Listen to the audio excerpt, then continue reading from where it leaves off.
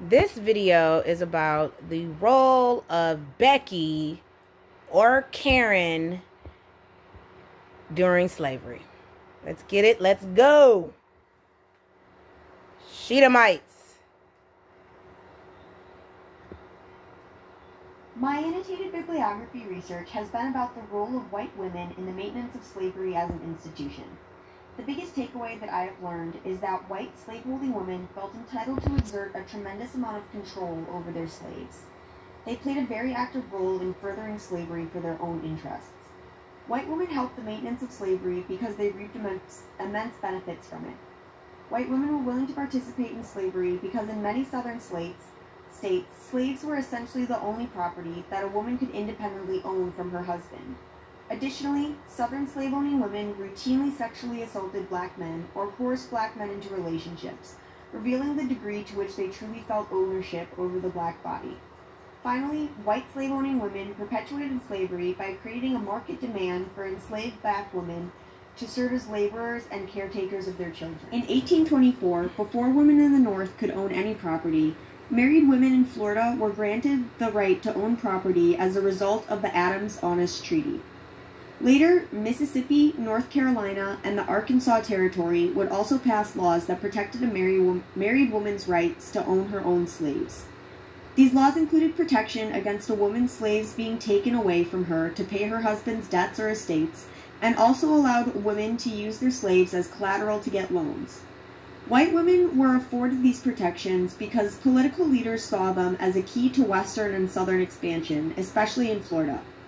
They needed women to move to these territories so they could establish households and serve as nurses of patriotism in the wild territories.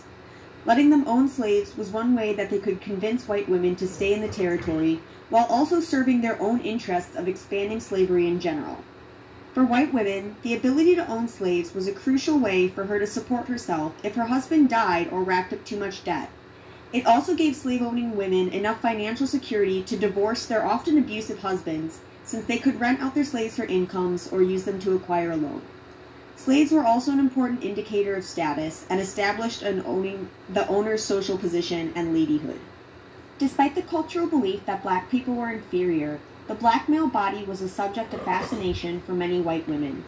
Black men were portrayed as hypersexualized, and white slave-owning women often used them as opportunities for sexual exploration in the face of cultural norms of moderation and virginal virtue.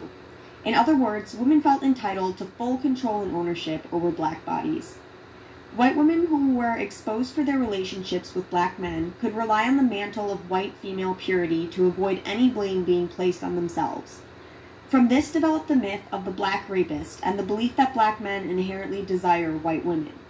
Violence against black men and the need to maintain slavery could therefore be justified by slave owners as necessary to protect the virtue of white women.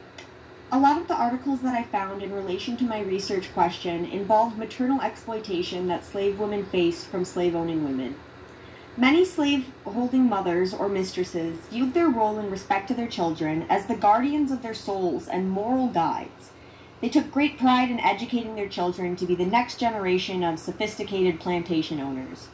Of course, their ability to spend time with their children to educate them was facilitated by enslaved women doing all of the household work, as well as bathing, dressing, feeding, and general supervision of the white children.